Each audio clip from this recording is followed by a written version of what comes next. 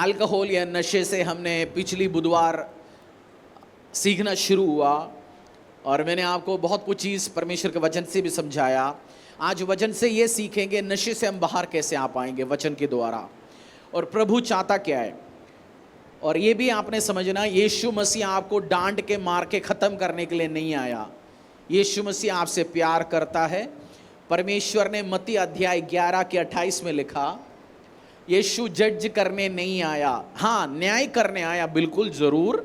But यीशु मसीह आज इसी time मेरी और आपकी ज़िंदगी में जो यीशु की कमांड है, जो परमेश्वर आपको तलवार लेके खड़ा नहीं, आज मारेंगे तुझे ख़त्म करेंगे, यीशु के जो मैसेज है, परमेश्वर की जो मैसेज हम आज देखेंगे। मत्ती अध्याय 11-28, book of Matthew chapter 11 verse 28। हे सब परिश्रम करने वालों और बोझ से दबे हुए लोगों, मेरे पास आओ, मैं तुम्हें विश्राम दूंगा। एक और बार पढ़ेंगे उसको।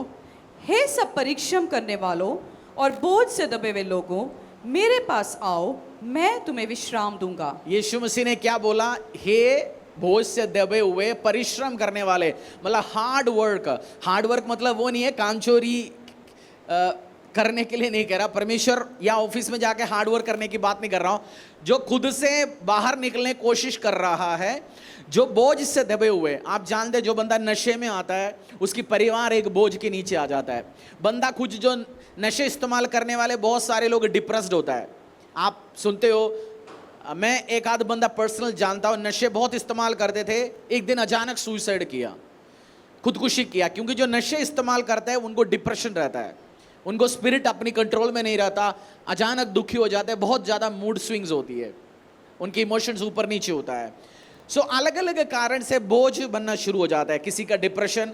और जब नशा जो ज़्यादा इस्तेमाल करते हैं डाइवोर्स हो जाता है, उसका टेंशन अलग, कोर्ट में केस चल रहा है, लड़ाई झगड़ा किया उसका केस अलग, और बीमारी अलग। तो बोझ से दबे परेशान है। तो यीशु ने क्या बोला? तुम अगर ऐसे जा रहे हो तो किसके पास आओ? मेरे पास आओ, मैं तुम्हें क्या दूंगा?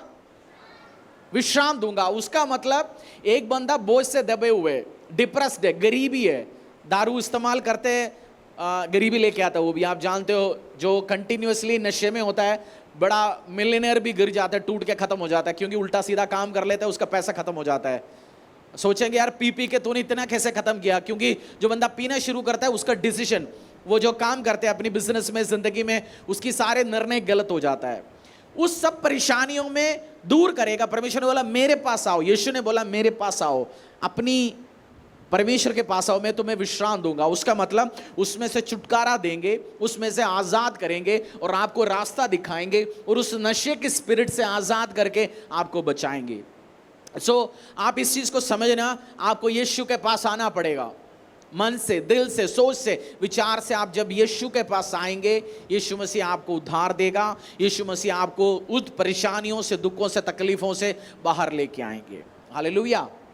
इस चीज़ को आपने समझना है। यीशु के पास आना है, यीशु मसीह को स्वीकार करना है, उसको ज़िंदगी देना है, तब वो काम करेंगे। नीति वचन अध्याय 31, बुक ऑफ प्रोवर्ब्स चैप्टर 31:4-7 पढ़ा था पिछली बुधवार, मैंने इसी से क्लोज किया, बट मैं एक और बार उसको रिफ्रेश करूंगा, आपको याद आएगा मैंने क्यों इस वर्स को टच किया। नीति वचन अध्याय 31 वर्स 4-7। हे लैमुएल, राजाओं का दाखमधु पीना उनको शोभा नहीं देता और मदिरा चाहना रईसों को नहीं फबता। ऐसा न हो कि वह पीकर व्यवस्था को भूल जाए और किसी दुखी के हक को मारे। मदिरा उसको पिलाओ जो मरने पर है, और दाखमधु उदास मन वालों को ही देना, जिससे वे पीकर अपने दरिद्रता को भूल जाए और अपने कठिन श्रम फिर स्मरण न करें। लैमुएल एक बंदे का नाम है। लैमुएल को एडवाइस दे रहे हैं। आज आप अपना नाम ले सकते हैं, हे इज़ाक, हे केमचंद, हे राहुल, हे सीता, हे खुशबू। रईसों को अच्छा नहीं है दारू पीना, लीडर को, अगुवे को। आप एक घर चलाते हो, बाप है, मैनेजर है, एक कॉलेज में पढ़ते, हर बंदे को यीशु मसीह ने वचन में लिखा है you are a royal priesthood, तू उस राज पदधारी है। आपको परमेश्वर यीशु में आता है। आप अपने आप को गरीब मत समझना, अपने आप को कम मत समझना, क्योंकि आपको परमेश्वर ने रॉयल हाउस में, आपको राजपद में, उस हेवी लेवल पे लेके आया हुआ है, क्योंकि आप यीशु का बेटे या बेटी बन चुका है। आपको ये शोभा नहीं देगा। आप समझ लो, चैनी खेनी खाना पीना, नशा इस्तेमाल करना, दारू पीते रहना, बियर पीते रहना, रम पीते रहना, मेडिकल नशा लेते रहना, ये अगुओं को, राजाओं को, रईसों को जो आगे बढ़ना चाहता, इनको क्या नहीं देता? शोभा नहीं देता। आपने हमारी प्राइम मिनिस्टर के मुंह से बहन भाई का गाली सुनने अच्छा लगेगा? वो खड़ा है सड़क में, खड़े होके गाली दे रहे, एमएलए खड़े होके गाली दे रहे, कुछ तो करते हैं, वो शोभा नहीं होता, उनको समझ नहीं आता, बट वो शोभा देगा? कुछ चीज समझा रहे, ये आपको शोभा नहीं देगा। वो गरीब पीते रहने दो। अगर आप गरीबी में रहना, इस वचन में बता रखा है, गरीबी में रहना, परेशानी में रहना, पीते रहो, अपनी भूलने के लिए उसमें बंदा करते रहने दो ये काम। आपको ये काम करना भी नहीं है। और बाइबल में से 2 एग्जाम्पल, मैं आपको 2 वर्स पढ़ाऊंगा। दारू इस्तेमाल करके या नशा इस्तेमाल करके उनकी जिंदगी का भविष्य, बच्चों का भविष्य, पीढ़ियों का भविष्य 2 व्यक्तियों ने खराब किया। जेनेसिस में आएंगे, उत्पत्ति में 2 एग्जाम्पल लेंगे, फिर हम आगे प्रार्थना में जाएंगे। नशा इस्तेमाल करके उन्होंने अपनी भविष्य, बच्चों का भविष्य, परिवार का, पीढ़ियों का भविष्य खत्म किया। जेनेसिस अध्याय 9, नीति वचन अध्याय 9, 20 और 21।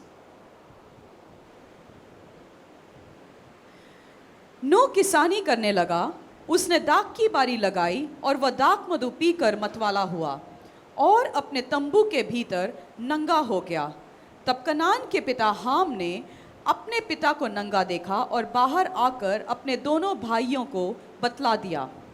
तब शेम और येपेत दोनों ने कपड़ा लेकर अपने कंधों पर रखा और पीछे की ओर उल्टा चलकर अपने पिता के नंगे तन को ढांप दिया, और वे अपना मुख पीछे किए हुए थे, इसीलिए उन्होंने अपने पिता को नंगा ना देखा। जब नूह का नशा उतर गया, तब उसने जान लिया कि उसके छोटे पुत्र ने उसके साथ क्या किया है, इसीलिए उसने कहा, कनान शापित हो, वह अपने भाई बंधुओं के दासों का दास हो। फिर उसने कहा, शेम का परमेश्वर यहोवा धन्य है और कनान शेम का दास हो। नोहा, आपको स्टोरी जानते हैं ना, नोहा का स्टोरी जानते हैं ना बाइबल में आपने, नोहा's आर्क, जहां महाप्रलय आया, परमेश्वर ने एक बंदे को चुना, एक धार्मिक बंदा, क्योंकि उस टाइम धरती में और कोई धार्मिक नहीं था। यीशु मसीह ने, परमेश्वर पिता, यहोवा पिता परमेश्वर ने चुना नोहा को बोला आर्क बनाना, बड़ा आर्क को क्या बोलते हैं?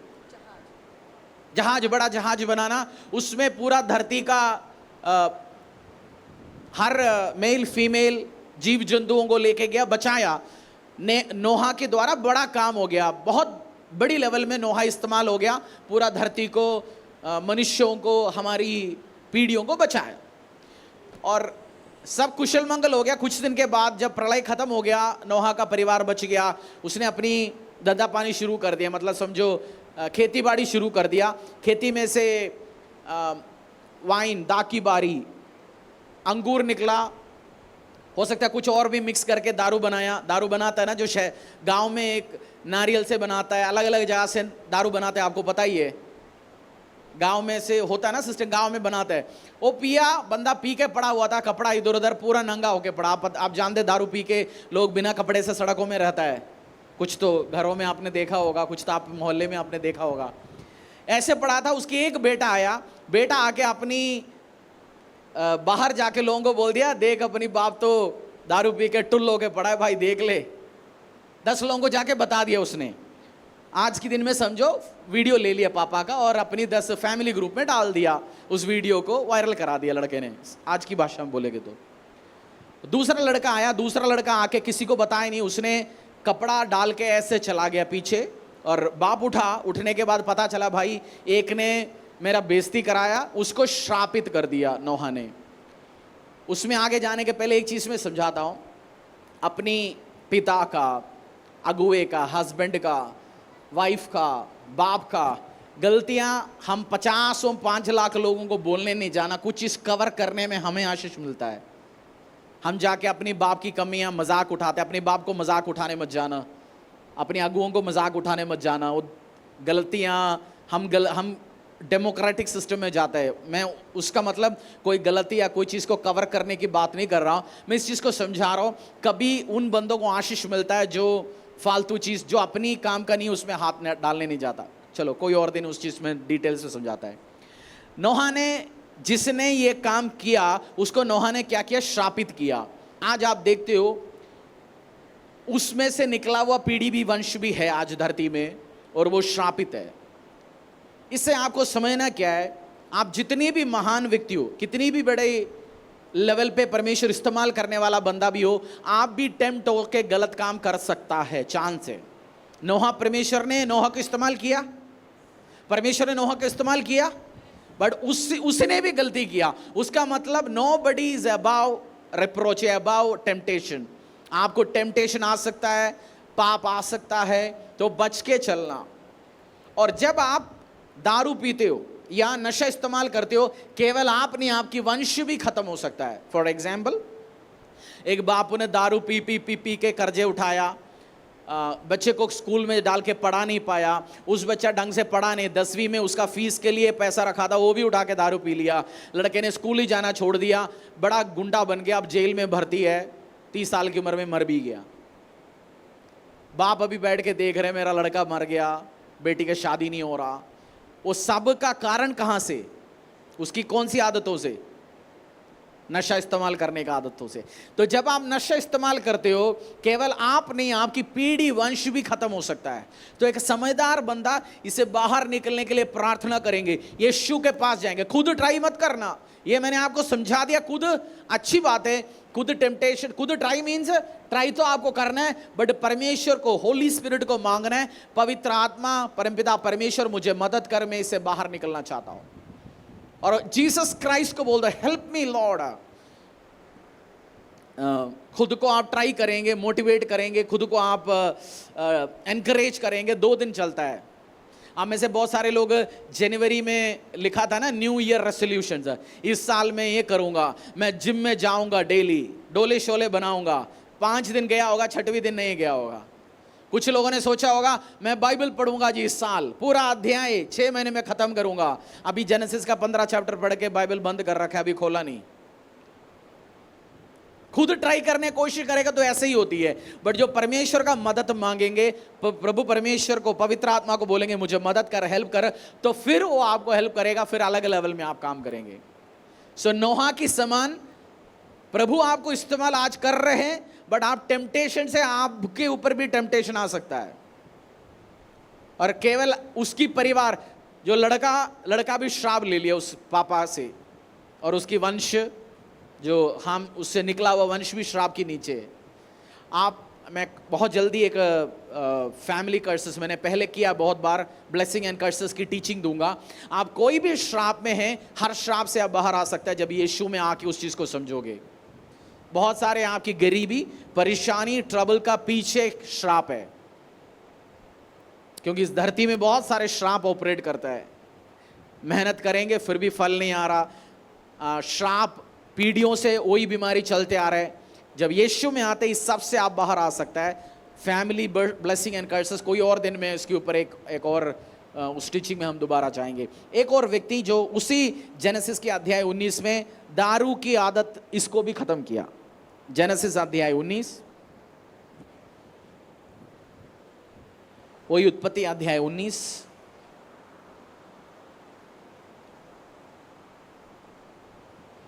से लेकर 36 तक। उत्पत्ति अध्याय 19। फिर लूत ने सुआर को छोड़ दिया और पहाड़ पर अपनी दोनों बेटियों समेत रहने लगा, क्योंकि वह सुअर में रहने से डरता था। इसलिए वह और उसकी दोनों बेटियां वहां एक गुफा में रहने लगे। तब बड़ी बेटी ने छोटी से कहा, हमारा पिता बूढ़ा है और पृथ्वी भर में कोई ऐसा पुरुष नहीं जो संसार की रीति के अनुसार हमारे पास आए। इसीलिए हम अपने पिता को दाखमधु पिलाकर उसके साथ सोए, जिससे कि हम अपने पिता के वंश को बचाए रखें। अतः उन्होंने उसी रात के समय अपने पिता को दाखमधु पिलाया। तब बड़ी बेटी जाकर अपने पिता के पास लेट गई, पर उसने न जाना कि कब वह लेटी और कब उठ गई। और ऐसा हुआ कि दूसरे दिन बड़ी ने छोटी से कहा, देख, कल रात तो मैं अपने पिता के साथ सोई, इसीलिए आज भी रात को हम उसको दाख मधु पिलाए, तब तू जाकर उसके साथ सोना, कि हम अपने पिता के द्वारा वंश उत्पन्न करें। अतः उन्होंने उस दिन भी रात के समय अपने पिता को दाख मधु पिलाया। और छोटी बेटी जाकर उसके पास लेट गई, पर उसको उसके भी सोने और उठने के समय का ज्ञान न था। इस प्रकार से लूत की दोनों बेटियां अपने पिता से गर्भवती हुई। बड़ी एक पुत्र जनी और उसका नाम मोआब रखा, और मोआब नामक जाति का जो आज तक के मूल पिता हुआ। और छोटी भी एक पुत्र जनी और उसका नाम मिन्नेबी रखा, वह अमोनी वंशी का जो आज तक के मूल पिता हुआ। जिनको परमेश्वर हेट करता था उनको आगे हैं उसी में, उस वंश को खुदा पसंद नहीं करता था। ठीक है, मैं स्टोरी समझाता हूँ। अब्राहम से, आप ध्यान से सुनना, बहुत इंपॉर्टेंट चीज़ है ये। अब्राहम से लोट अलग हो गया, अब्राहम की बांचा था समझो। लोट अलग हो गया और अपनी वाइफ खोया, बहुत सारे इसके बीच में स्टोरी हुआ, उसको नुकसान हो गया, अब्राहम बचा के लेके आया, तब भी वो लोट के अब्राहम के साथ रहा नहीं, पूरी सारी संपत्तियां सब चला गया। जब लोट अब्राहम के साथ रहता था वो कुशल मंगल और ब्लेस्ड बंदा था। आपको एक चीज समझना, अनॉइंटेड चर्च में, अनॉइंटेड व्यक्तियों के साथ, अनॉइंटेड परिवारों के साथ जब आप एसोसिएट करते हो, आपके ऊपर एक कवरिंग रहता है, आपको पता भी नहीं आप कैसे ब्लेसिंग में, आशीष में, अनुग्रह में बढ़ते जाता है। बहुत बार हमें लगता है इस चर्च के साथ आप एसोसिएट होते हो, ये जीवित चर्च, परमेश्वर के लिए काम करने वाला, जब आप रहते हो बहुत ब्लेसिंग आपकी लाइफ में, आपको मेहनत भी नहीं करना पड़ेगा, प्रे भी नहीं करना पड़ेगा, ऑटोमेटिकली मिलेंगे। जैसे एग्जाम्पल समझाता हूँ, आपकी कार में एसी है, आपके पास एसयूवी है, इनोवा है या स्कॉर्पियो है, एयर कंडीशन है, और बाहर एक बंदा खड़ा है, वो गर्मी में पैदल चल के जा रहा है, पसीना आ रहा है उसको चारों तरफ से। जैसे वो एसी वाली गाड़ी के अंदर आएंगे, उस हवा, उसके लिए अलग हवा की इंतजाम करना पड़ेगा। जैसे वो उसके अंदर घुसेंगे, उसको भी वो एयर कंडीशन हवा महसूस करना शुरू हो जाएगा। जैसे वो घुसेगा उसको भी हवा मिलेगा ना। सेम वे आप अनॉइंटेड व्यक्तियों के साथ, अनॉइंटेड परिवार के साथ, अनॉइंटेड चर्च के साथ, अनॉइंटेड पास्टर्स के साथ जब आप एसोसिएटेड होता है, एक ब्लेसिंग आ जाता है। बहुत बार हमें लगता है मेरा अपना, मैं तो 30 मार खाना हूँ जी, अपना क्या खब्बी कान क्या बोलते हैं, अपने आप को समझते मेरी है। लोट के स्टोरी सुनना है, उसमें भी लिखा है मेरा मसा है जी, मैं सब समझता हूँ। बट ब्लेसिंग अब्राहम के ऊपर था, अब्राहम को आशीष मिला था, उस आशीष से लोट का भी जिंदगी चल रहा था। चलो, ये मैं एडिशन बताया एक हेल्प, आपको हेल्प करने के लिए। लोट दारू पीता था, बेटियों को पता था लोट, क्योंकि लोट की बीवी ठीक नहीं था, बच्चा ठीक नहीं था, उनको परिवार को लोट ने भी सिखा भी नहीं रखा था कल्चर क्या होता है, परमेश्वर का कानून क्या होता है, परमेश्वर का व्यवहार क्या होता है, उसका नीति वचन क्या बताता है, उसका व्यवस्था क्या बताता है। बेटियों को लोट ने समझा नहीं रखा था। बेटियों को पता था पापा दारू पीने वाला है, लोट को पिला के दोनों बेटियों ने सुलाया, उसके साथ संबंध बनाया, बच्चा पैदा किया। एक बेटी से वंश आया, उसका नाम मोआब, एक है निकला अमोनाइट्स। बाइबल में जब मैं किसी बंदे ने, मैंने सुना या पढ़ा, किसी ने बोलता है छी तुम्हारी बाइबल में क्या क्या गलत काम लिखा है। भाई साहब, सब चीज तो खुला रखा है, उल्टा सीधा काम जिसने किया। और उस बाइबल में ये भी लिखा है प्रभु उनको घृणा करता था, गॉड हेट देम। लिखा है उस वंश मोआबी और अमोनी, उनको परमेश्वर हेट करता था, लिखा है बाइबल में ये भी। परमेश्वर उनको पसंद ही नहीं करता था।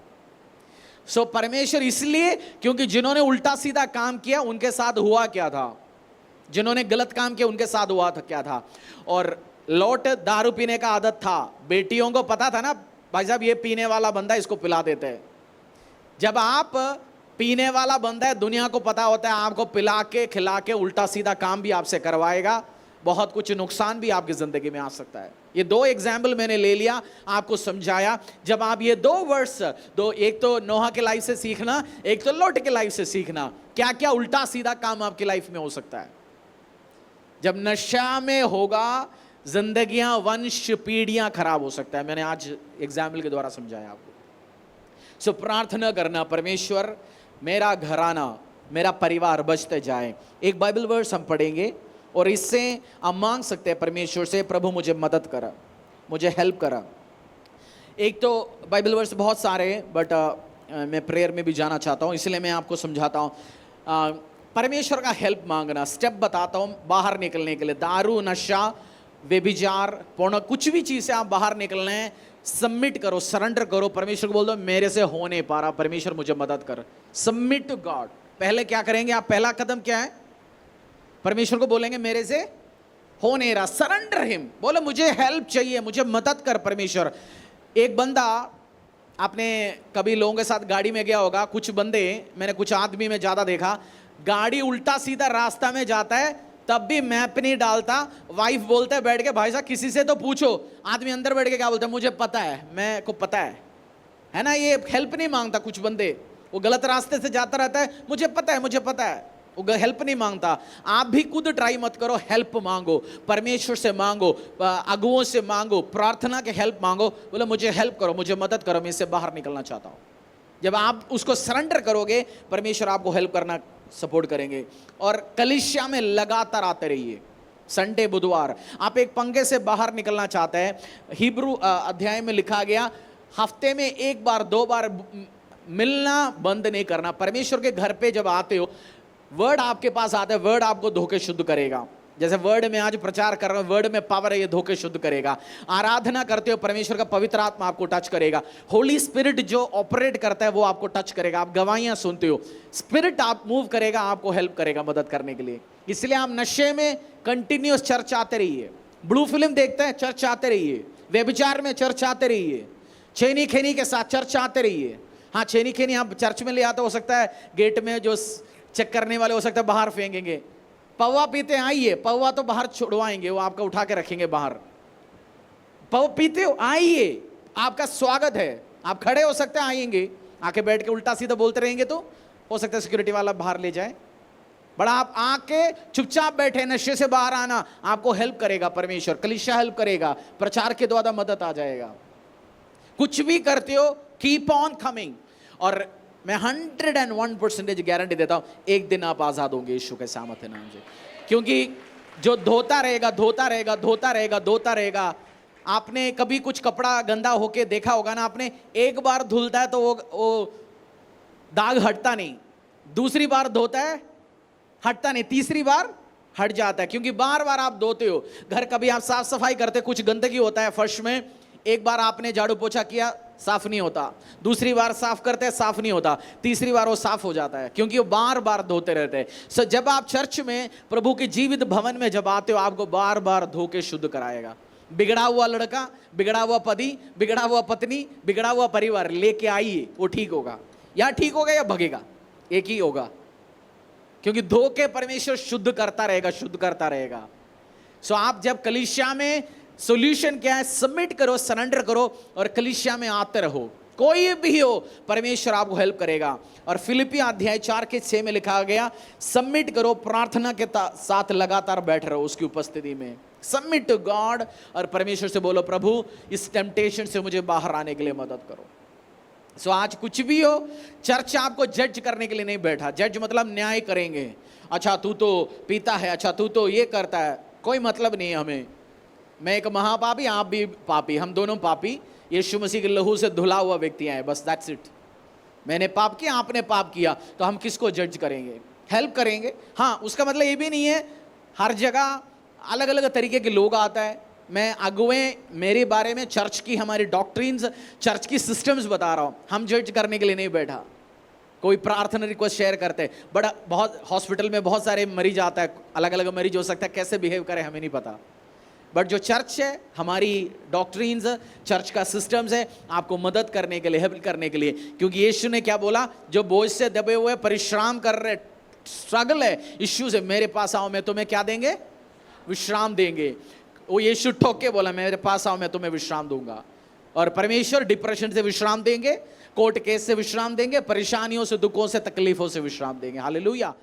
परमेश्वर के दास के द्वारा टीचिंग्स को सुनने के लिए, अनाउंसमेंट और अपडेट के लिए आप हमारे YouTube चैनल को सब्सक्राइब करें और साथ में बेल आइकन दबाएं, ताकि चर्च के न्यू अपडेट आप सबसे पहले जान सकें।